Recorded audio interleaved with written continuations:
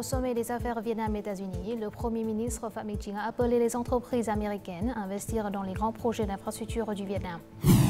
En 2024, le taux de pauvreté a été réduit à 1,93%. Il s'agit d'une avancée remarquable en matière de réduction de la pauvreté. Les rouleaux de printemps vietnamiens sont de plus en plus populaires dans le monde. En Malaisie, ce plat a suscité une fièvre chez les jeunes convives.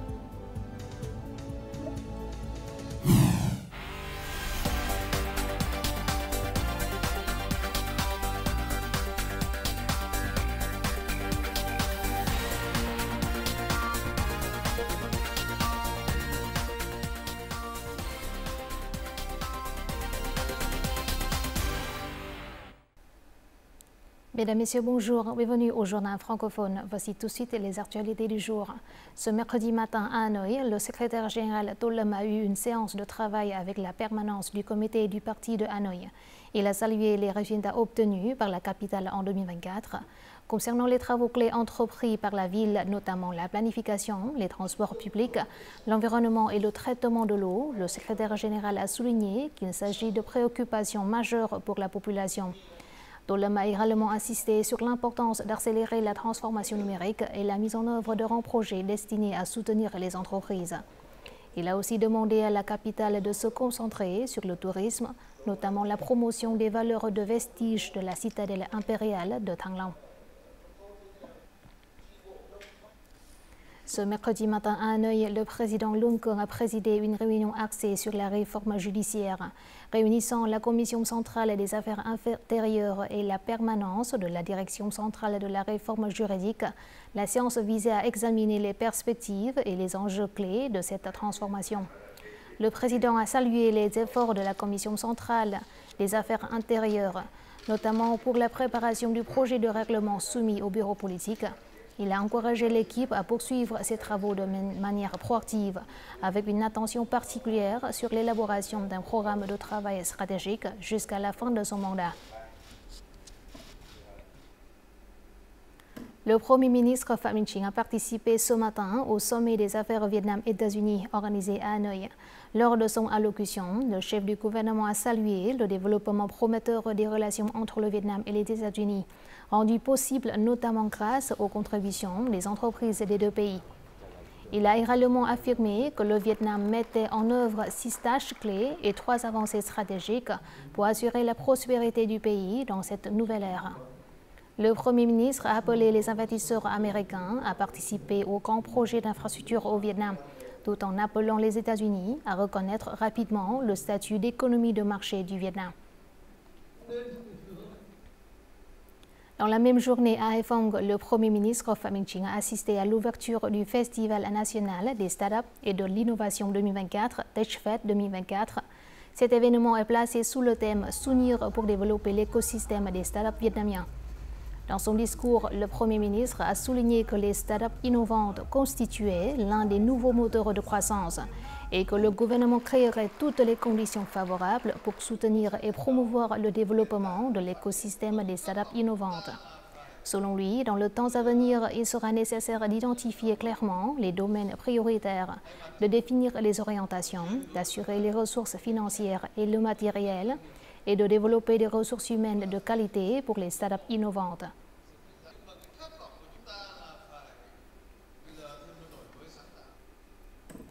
Avec un chiffre d'affaires de 52 milliards de dollars sur les 10 premiers mois de l'année, les exportations agricoles, forestières et halieutiques visent avec confiance un nouveau record de 60 milliards de dollars cette année. Les exportations de la plupart des produits clés ont fortement augmenté. Les fruits et légumes et le café ont notamment atteint de nouveaux sommets. Le durian est un produit stratégique de la filière des fruits et légumes. Il représente à lui seul 50% du chiffre d'affaires total des exportations vietnamiennes de fruits et légumes. Il est prévu que les exportations de durian pourraient atteindre 3,5 milliards de dollars cette année. Plus de 90% de nos exportations de durian sont destinées au marché chinois. Je crois que l'année prochaine, de nouveaux records seront établis avec les exportations de durian surgelé. De nouveaux protocoles pourraient être signés. Le marché le plus stratégique des fruits vietnamiens est l'Asie du Nord-Est. En 10 mois, la valeur d'exportation de fruits et légumes a atteint un record de 6,4 milliards de dollars. Ce secteur vise avec confiance l'objectif de 7 milliards de dollars cette année. En même temps, l'industrie du café a aussi connu une croissance impressionnante, tant en volume qu'en prix de vente. Cette entreprise exporte chaque année environ 60 000 tonnes de café, mais ses revenus ont augmenté de 40% grâce à la hausse des prix du café. Outre le marché européen, qui représente 65% de ses exportations, l'entreprise a exploité cette année de nombreux nouveaux marchés. En 2024, nous avons augmenté les exportations vers de très grands marchés en Asie comme l'Indonésie et les pays du Moyen-Orient. Nous nous concentrons sur l'Arabica et le Robusta de haute qualité.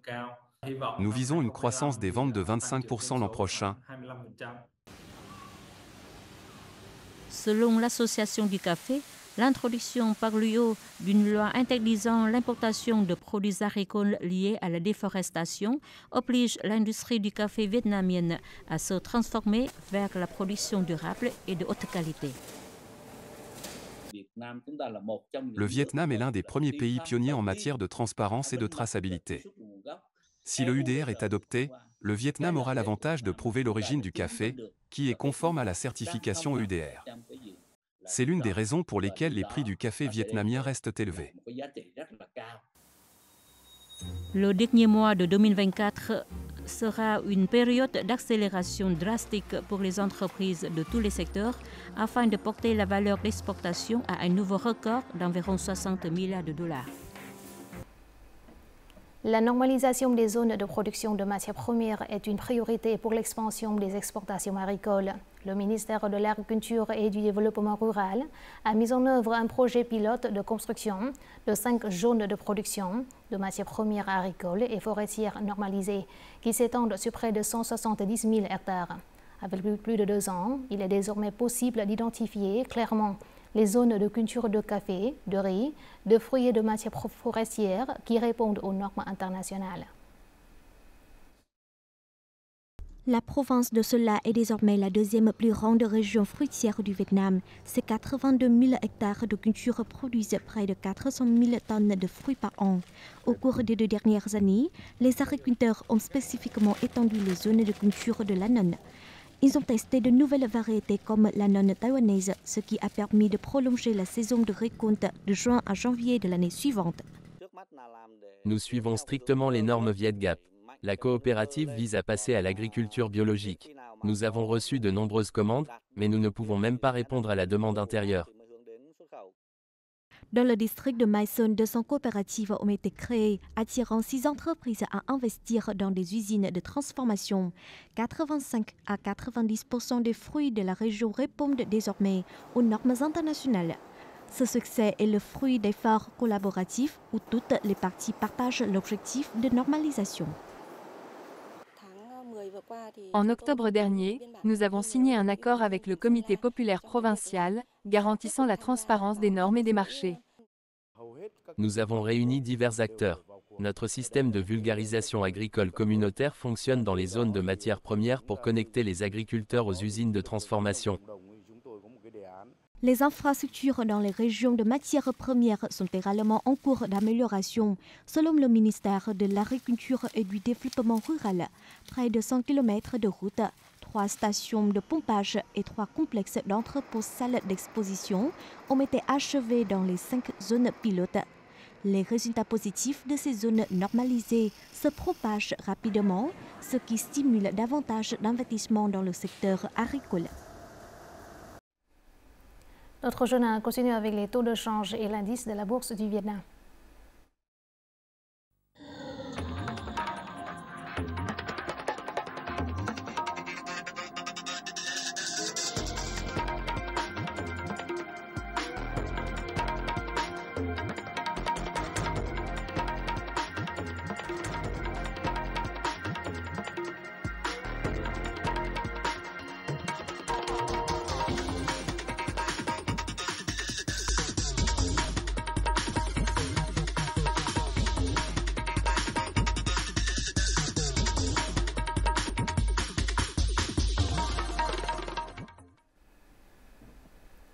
Le Vietnam constitue un point positif dans la mise en œuvre des objectifs de développement durable.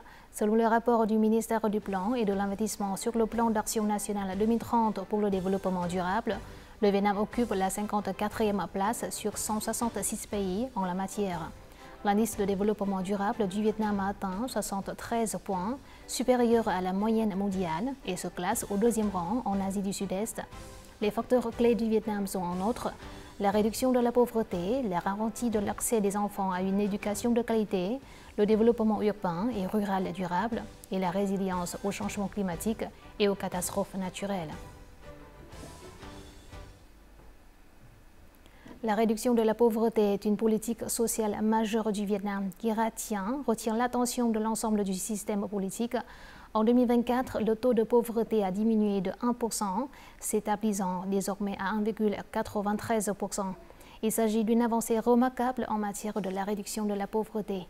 Toutefois, des efforts continus sont nécessaires pour relever les défis et empêcher la réapparition de la pauvreté dans un contexte où l'économie reste difficile. Bénéficiant du soutien du programme de réduction de la pauvreté du district, cet homme possédait 2 buffles. Grâce à la vente de bétail et de produits agricoles, il a remboursé ses dettes et investi désormais pour agrandir davantage le troupeau. Le gouvernement nous a aidés en nous fournissant des terres pour planter des acacias. Cela nous permet de développer l'économie et de créer des emplois pour nos enfants. Quant à la famille de Madame Thanh, elle a réinvesti les revenus de son bétail dans des arbres fruitiers. Son verger compte désormais 300 pamplemoussiers ainsi que d'autres variétés de fruits, avec un revenu annuel prévu de 80 millions de dong. Échappant à la pauvreté, sa famille a progressivement bâti sa stabilité financière. Depuis que nous avons reçu les vaches, elles se sont très bien développées. Nous devons seulement nous concentrer sur la reproduction du troupeau. Pour réussir, l'agriculture doit être associée à des connaissances techniques. Pour les programmes de réduction de la pauvreté, nous proposons toujours une formation sur les soins aux animaux et la prévention des maladies avant de remettre le bétail aux gens. Outre le soutien financier, la création de moyens de subsistance durables est essentielle. À Larson, après avoir reçu de l'aide, de nombreuses familles ont créé des emplois pour elles-mêmes et pour leur entourage. Nous fournissons un soutien en bétail, comme les vaches et les chèvres. Nous devons également apporter d'autres formes de soutien, comme promouvoir les exportations de main-d'œuvre ou encourager les usines à investir dans les zones pauvres. Cela contribuera à aider les gens à réellement sortir de la pauvreté. Début 2024, près de 300% des quelques 70 000 ménages de Larson étaient encore classés comme pauvres ou quasi-pauvres.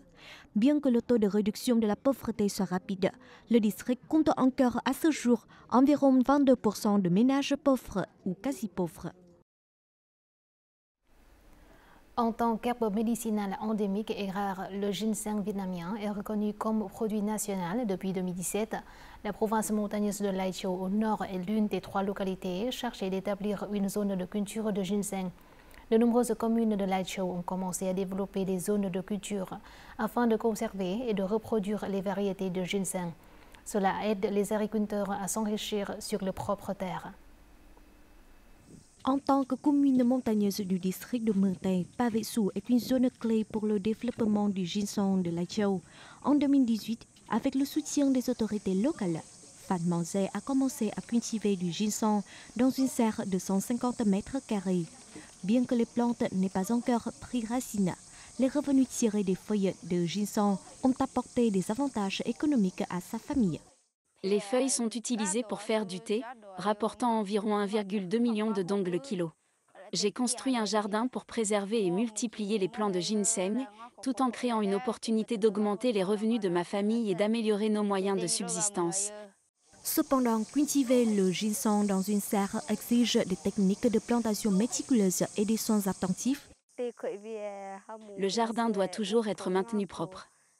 Chaque année, nous désherbons 3 à 4 fois, arrosons les plantes en mars et avril, puis les recouvrons d'une bâche en juillet et août pour éviter la pourriture.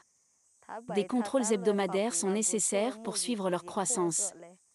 Cette variété de ginseng nécessite un filet de protection pour une croissance optimale. À 3 ans, elle est transplantée en forêt, où les conditions de croissance sont nettement meilleures. Chaque année, nous élargirons la superficie de culture du ginseng pour atteindre environ 600 mètres carrés. Tirant parti du potentiel et des avantages de la culture de plantes médicinales sous la canopée de la forêt primaire, après 6 ans, la commune de Pavessou a développé près de 20 hectares de ginseng. Son objectif est que 100% de cette superficie bénéficie d'un code de zone de plantation et d'une indication géographique. Actuellement, 3 entreprises de la commune produisent une variété de produits à base de ginseng, notamment du thé aux feuilles de ginseng, du ginseng lyophilisé, du ginseng trempé dans du miel et des bonbons au ginseng. Les gens ont changé leur état d'esprit, augmenté leurs revenus et amélioré leur qualité de vie. Nous souhaitons que le ginseng de l'Aïcho devienne la principale culture de la province, avec des zones de culture concentrées qui relient les agriculteurs, les entreprises et les investisseurs pour établir des usines de transformation de produits. De tous les niveaux de gouvernement aux particuliers et aux entreprises, tout le monde s'unit pour valoriser le ginseng Laiqiu. D'ici 2030, la superficie cultivée en ginseng de la province devrait atteindre environ 3000 hectares, avec une production annuelle d'environ 30 tonnes. D'ici 2035, le ginseng Laiqiu deviendra une marque nationale, aidant les communautés ethniques des zones reculées et frontalières à échapper à la pauvreté. En juillet dernier, les rouleaux de printemps vietnamiens ont été nommés par le site culinaire Taste Atlas dans la liste des snacks les plus attractifs au monde. Non seulement populaire au Vietnam, ce plat est récemment devenu un phénomène culinaire en Malaisie. Pourquoi les rouleaux de printemps vietnamiens ont-ils conquis le goût de tant de convives? Visitons quelques magasins de rouleaux de printemps vietnamiens en Malaisie.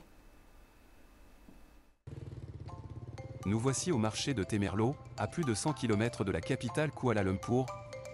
Amizan et Siaira vendent des rouleaux de printemps vietnamiens tous les après-midi, à partir de 16 h, et pendant 1 heure seulement. Les convives font la queue.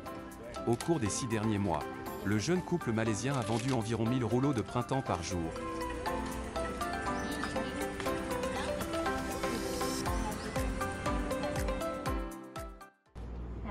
Nous ne sommes jamais allés au Vietnam. Cette idée m'est venue après avoir accidentellement regardé un clip sur la façon de préparer des rouleaux de printemps par un youtubeur vietnamien.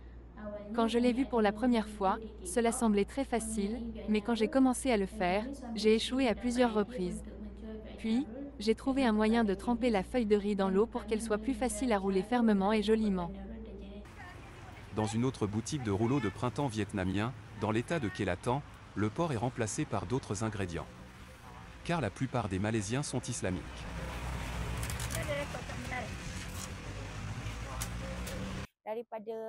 Au début, je ne vendais que 5 types de rouleaux printemps. Maintenant, les clients ont le choix de 12 types. En plus du porc comme garniture, je vends aussi des rouleaux de printemps au bœuf, au poulet, au saumon, etc. Les rouleaux printemps sont vendus au prix de 13 ringgit pour 4 unités, soit environ 65 000 dong. Pratique et abordable, ce plat d'origine vietnamienne est devenu le choix idéal pour le déjeuner des jeunes en Malaisie. Je mange des rouleaux de printemps 3 jours par semaine. Ce plat comporte de nombreux types de légumes verts. C'est un plat léger et nutritif, adapté au style de vie moderne. Les Vietnamiens sont vraiment très sophistiqués. J'ai hâte de venir un jour au Vietnam pour découvrir des plats plus délicieux. Vietnam Roll est devenu le mot-clé très viral sur TikTok malaisien, lorsqu'une série de vidéos d'expérience sur les rouleaux vietnamiens y sont publiées par de jeunes Malaisiens. Cela contribue non seulement à promouvoir la cuisine vietnamienne, mais aussi à rapprocher les deux pays.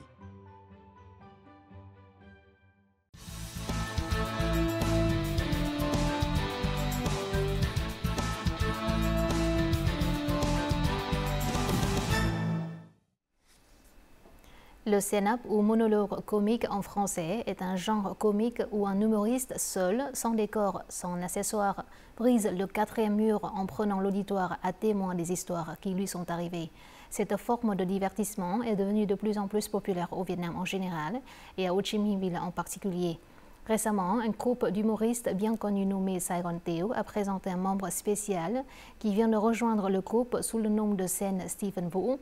Dans ce chapitre, le Vietnam, terre d'accueil, découvrons comment ce jeune Américain a séduit les spectateurs de Ho Chi Minh Ville avec ses spectacles de stand-up entièrement en vietnamien. Vous êtes prêts? Applaudissons chaleureusement Stephen, également connu sous le nom de Vu.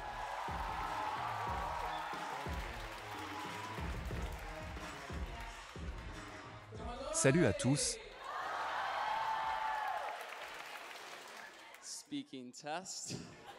Je suis trop fatigué.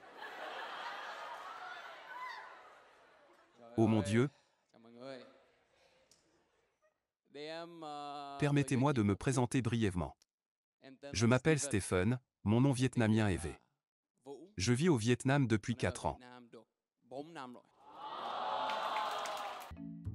Stephen Turbin, diplômé de l'université de Harvard, s'est immergé dans la culture dynamique du Vietnam, devenant une figure notable de la scène comique florissante de Ho Chi Minh Ville.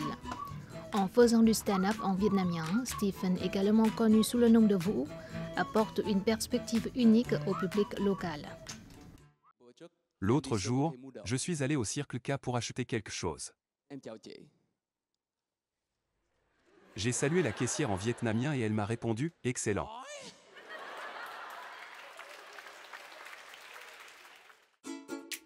Incroyable, j'ai hâte de voir d'autres spectacles de Vu. L'humour de Vu est très drôle et charmant. J'aime beaucoup ceux qui parlent vietnamien et qui aiment la culture vietnamienne. Impressionnant. Non seulement il parle vietnamien, mais il sait aussi faire de la comédie en vietnamien.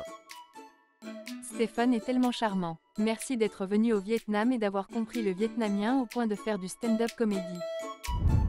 Tout a commencé quand ma prof de vietnamien, qui est aussi l'une de mes meilleures amies, elle m'a emmené à l'un de leurs spectacles de stand-up. Et puis je suis allé au spectacle et je me suis dit, oh mon Dieu, ils sont tellement drôles. Et tu peux comprendre les blagues vietnamiennes?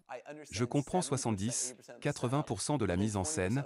Cela suivra la séquence de présentation du contexte, puis le point culminant. Quand tout le monde riait, je me disais, qu'est-ce qui vient de se passer? Et c'est tellement amusant, et je me suis dit que si je pouvais être là-haut et faire un stand-up, cela signifierait que mon vietnamien atteindrait un certain niveau. Et donc je me suis fixé cet objectif. Combien de temps il vous faut pour préparer un spectacle? J'ai vraiment travaillé pendant environ 1 an.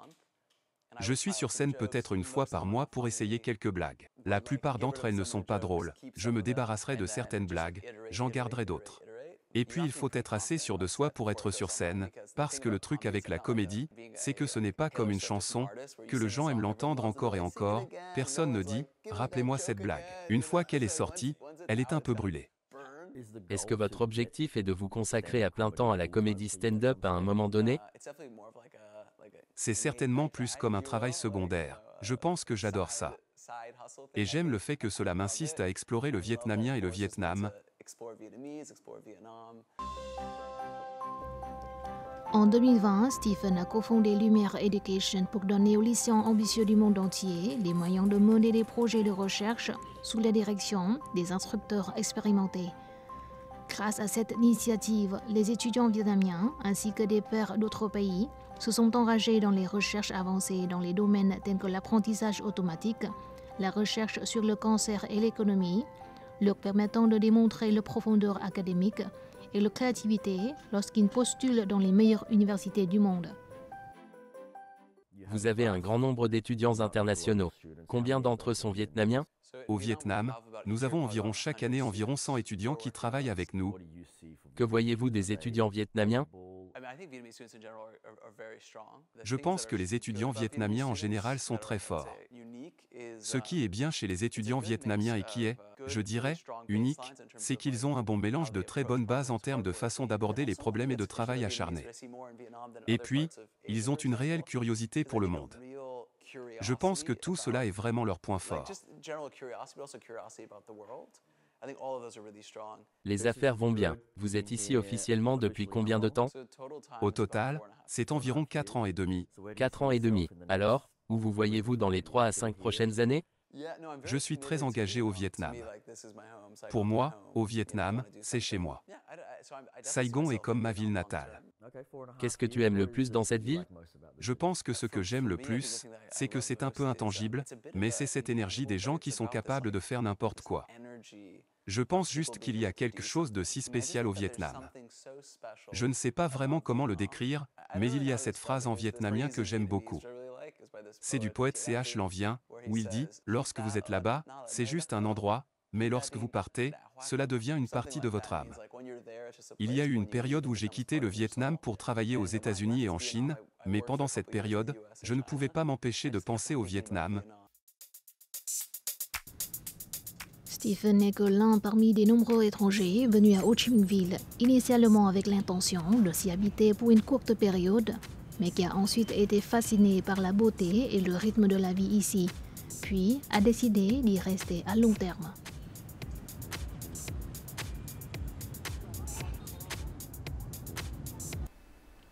Voici tout de suite les prévisions météo dans les principales villes du Vietnam.